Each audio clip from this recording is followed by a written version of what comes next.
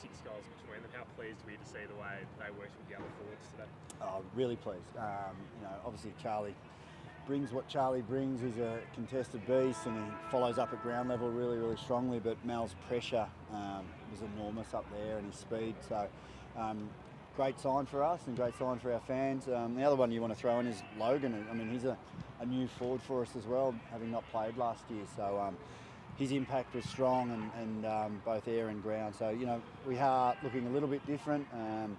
Perhaps, hopefully plays minutes next week for us against GWS. So, looking forward to their combination evolving and growing, throughout the season and certainly the early parts of the season. So, yeah, very pleasing for our fans.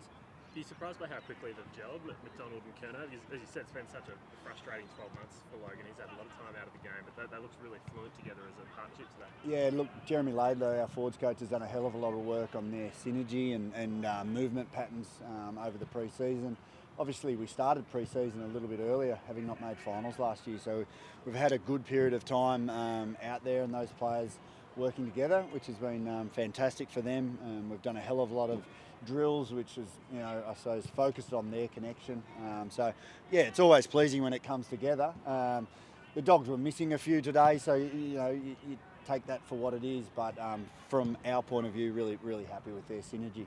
Just on your preparation, obviously heading into 25 with the coaching change, shorter pre-season, how much more prepared do you feel this year, given the longer pre-season and the settled footy department? Yeah, I mean, significantly better prepared. There's no doubt. From an injury point of view, last pre-season, we didn't get a great run at, having our top 25 to 30 out on the park consistently through pre-season. So that's certainly been a change. Having most of our, top 30 on the park, training most weeks, most main sessions, building their chemistry is a big advantage. And hopefully that comes across in our game style, but also our connection with each other. So looking forward to it. Hopefully we keep them on the park and injury-free and they continue to build throughout the season because forward to centre connection is, for every team, one of the biggest indicators of success, I would say. Yeah. Just on Logan, how much of an impact do you think having Charlie? He's obviously a great player, but just having an extroverted, big beast, yeah, a bit of pressure off. And Joel and Hayden as well. We expect them all to play roles throughout the season, and what that mix is come round 0 against Carlton, we're yet to nail, but there's no doubt if we can get Charlie fit and firing, he'll obviously most of the time take the number 1 defender from the opposition, which allows others to flourish. And, for our smalls, Braden Campbell, Tommy Papley, Mal Roses, they know where the ball's going more often than not and they can get to their feet for pressure point of view. So hopefully we can keep the ball in our front half and give even more opportunity for those guys to, get at the opposition defenders. So, we feel like if we can keep growing our game style, that'll stand us in good stead. Can you give us an insight into Errol Goulding's summer? Because it was almost 12 months to the day when he went down and missed so much of last year, but he looks back to that 24 form. Yeah, touch wood. It is just about 12 months. We've got one more to go, one more pre-season game to go against the Giants. So, yeah, getting those guys through with good match practice, but also injury-free will be a big thing. Look, there's no doubt it impacted our team last year when he wasn't there for the first half of the season, and we got on a bit of a run late in the season, but we also got some other things not quite right earlier in the season last year. So hopefully, with having Errol and Isaac and Chattel come back in next week after State of Origin duty, building their chemistry. James Jordan goes through the midfield or forward.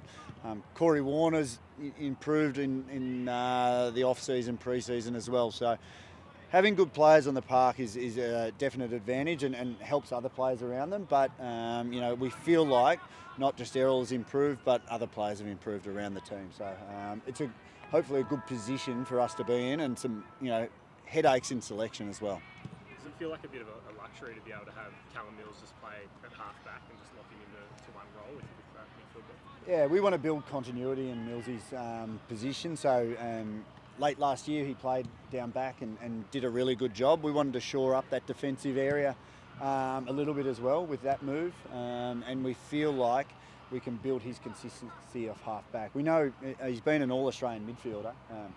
he's a great player, Millsy, but he needs consistency with his body and his position. So at the moment he's at half-back and doing a terrific job. He plays tough in the air or on the ground. He rallies the troops and I suppose demands of the troops a fair bit and positions them really, really well. Like I suppose a Luke Hodge did in his later years. So I'm not saying he's Luke Hodge, but he's a very, very important player, Millsy, for us. Brody Grundy with the Ruck rules, how do you reckon that'll impact on his game? Yeah, look, he certainly made the most of the previous rule of being able to come across the line. I thought he played a really strong game today. And forever and a day, his strength has been his scramble work, how he gets after the ball when it hits the deck. That won't change. And he's been jumping well against Pete Laddams and young Greeny at training. So he's a very good player, Brody, and he's adapted to what the game's thrown up at him. And I feel like he'll adapt again. Maybe a little less influential from a first hit-out point of view, maybe. But we'll see. We'll see how he adapts. He's, like I said, as long as he can halve that contest and get the ball on the ground, he becomes a real weapon for us as an extra mid. So Brody's a great pro and he's studied the game. He works tirelessly with Mike Pike, our ruck coach, so we expect him to adapt really strongly. What are your expectations availability-wise against the Giants? Papley, Warner, Yep. Justin McInerney? Yeah, McInerney should come back in. He was just a little bit sore throughout after match play last Friday, so we're erred on the side of caution with him, but we expect him to play next Thursday.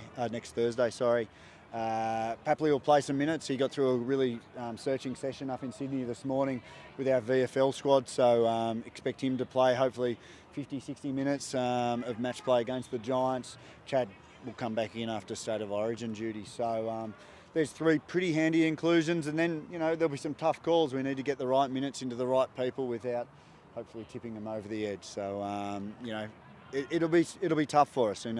We had Pete Laddams and Joel Hamling waiting in the wings today, who probably didn't get as much match time as they would have hoped.